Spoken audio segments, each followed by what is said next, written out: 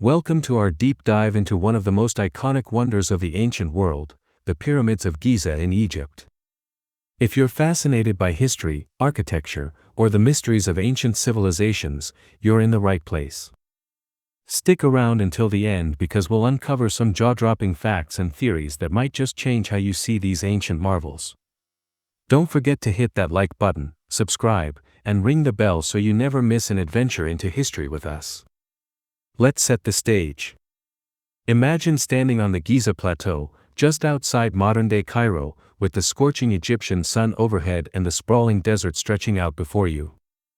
Rising from the sands are the Great Pyramid of Khufu, the Pyramid of Khafre, and the smaller Pyramid of Menkaure, three monumental structures that have stood for over 4,500 years. These aren't just piles of stone, they're a testament to human ingenuity, ambition, and mystery. Built during Egypt's Old Kingdom, around 2630 to 2500 BCE, the pyramids of Giza are the last surviving wonder of the ancient world. But how were they built? Why were they built? And what secrets do they still hold? Let's dive in. First, let's talk about the star of the show, the Great Pyramid of Khufu. This colossal structure is the largest of the three, originally standing at 481 feet tall, about the height of a 40-story building. It held the title of the tallest man-made structure for nearly 4,000 years until the Eiffel Tower came along in 1889. The Great Pyramid is made up of roughly 2.3 million limestone and granite blocks, each weighing between 2 and 80 tons. That's right, some of these stones are heavier than a school bus. To put that into perspective, if you stacked all the blocks end to end, they'd stretch over 60,000 miles, enough to wrap around the Earth twice. But here's where it gets mind-blowing. The precision of the Great Pyramid is almost otherworldly.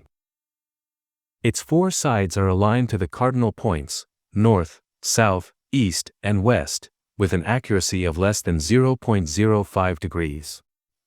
That's better than most modern buildings. The base is almost perfectly level, with only a 2-centimeter difference across its 13-acre footprint. And the blocks? They're cut so precisely that you can't even slip a piece of paper between them. How did the ancient Egyptians, with no modern machinery, achieve this level of perfection?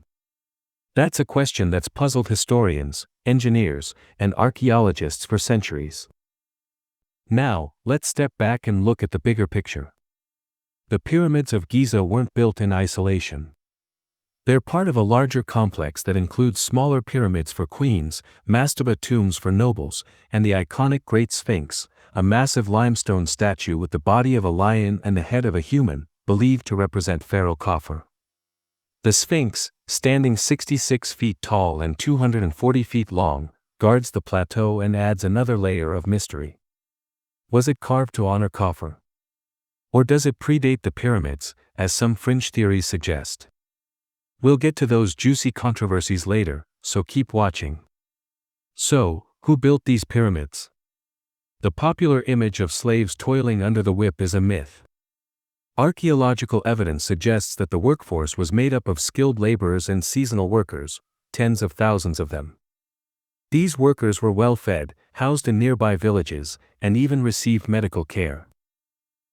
Bread, beer, and onions were staples of their diet, and their bones show signs of heavy labor but also careful treatment for injuries. It's estimated that building the Great Pyramid took 20 years and required around 20,000 to 40,000 workers. That's a logistical feat on par with organizing a modern Olympic Games, except they were hauling multi-ton stones across the desert. But how did they do it? The construction techniques are one of the biggest mysteries. The most widely accepted theory is that workers used ramps to drag the stones up the pyramid sides. These ramps could have been straight, zigzagging, or even encircling the pyramid like a spiral. Once the stones were in place, they were polished to create the smooth, gleaming surface that would have made the pyramids shine like beacons under the Egyptian sun. But here's the kicker: the ramps would have required almost as much material as the pyramid itself. Where did all that extra stone and earth go? Some researchers think it was reused or washed away by floods, but we still don't have a definitive answer. Another puzzle is how the Egyptians moved those massive stones. The quarries for the limestone were nearby, but the granite for the inner chambers came from Aswan, over 500 miles away. These stones were likely floated down the Nile River on barges, but getting them from the river to the plateau was no small task. Some evidence points to the use of sledges lubricated with water to reduce friction, allowing workers to slide the stones across the sand. Ingenious, right? But even this doesn't fully explain how they lifted stones to the pyramid's upper levels or positioned them with such precision. Let's take a moment to explore the interior of the Great Pyramid, because it's just as fascinating as the outside. The pyramid has a complex network of chambers and passages, including the King's Chamber, the Queen's Chamber, and the Grand Gallery, a soaring, corbelled corridor that's an architectural marvel in itself. The King's Chamber, located near the pyramid's center, houses a red granite sarcophagus, but no mummy or treasures were ever found inside. Was it looted? Or was the pyramid never meant to hold a body? Some Egyptologists believe the pyramid served a symbolic or astronomical purpose, not just a tomb. The air shafts in the King's Chamber, for example, align with specific stars, like Orion's belt, which the Egyptians associated with the god Osiris. Coincidence? Maybe, but it's enough to make you wonder. Speaking of stars, let's dive into one of the most intriguing aspects of the pyramids of Giza, their astronomical alignments.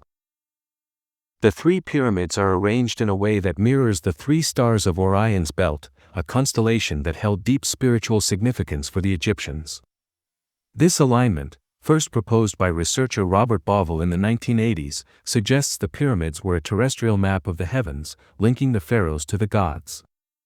The Nile River, some argue, represents the Milky Way in this cosmic blueprint. While mainstream Egyptologists are skeptical, the Orion correlation theory has captured the imagination of millions and sparked heated debates. What do you think? Is it a stretch, or could the ancients have been encoding cosmic knowledge in stone? Drop your thoughts in the comments below. Now, let's address the elephant in the room, the wild theories. The pyramids of Giza have inspired countless alternative ideas, from alien architects to lost civilizations. Some claim the pyramids were power plants, generating energy through mysterious technology.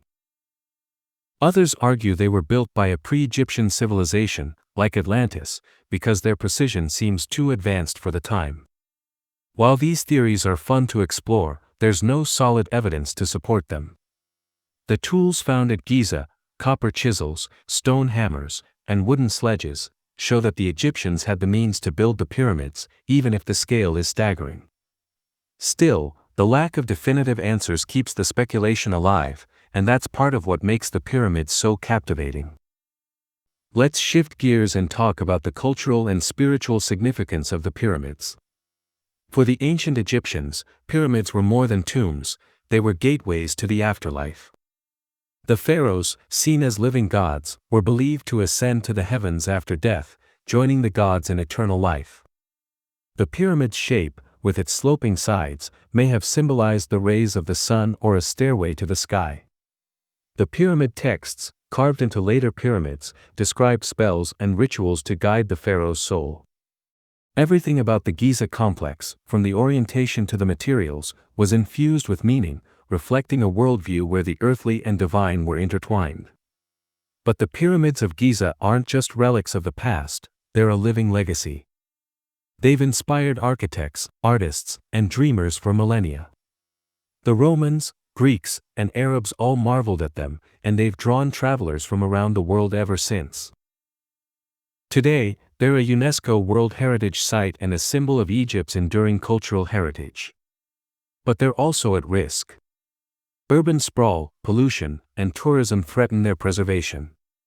Efforts are underway to protect them, but the balance between accessibility and conservation is delicate. Before we wrap up, let's touch on some lesser-known facts that'll make you the star of your next history trivia night. Did you know the Great Pyramid was originally covered in smooth, white Tura limestone that reflected sunlight? It must have been blinding. Most of that casing was removed over time for other building projects, but you can still see some original stones at the base. Or how about this? the Great Pyramid contains enough stone to build a wall 10 feet high and 1 foot thick around the entire country of France. And here's a spooky one. In the 9th century, Arab explorers entered the Great Pyramid and reported hearing eerie sounds, possibly caused by wind in the passages.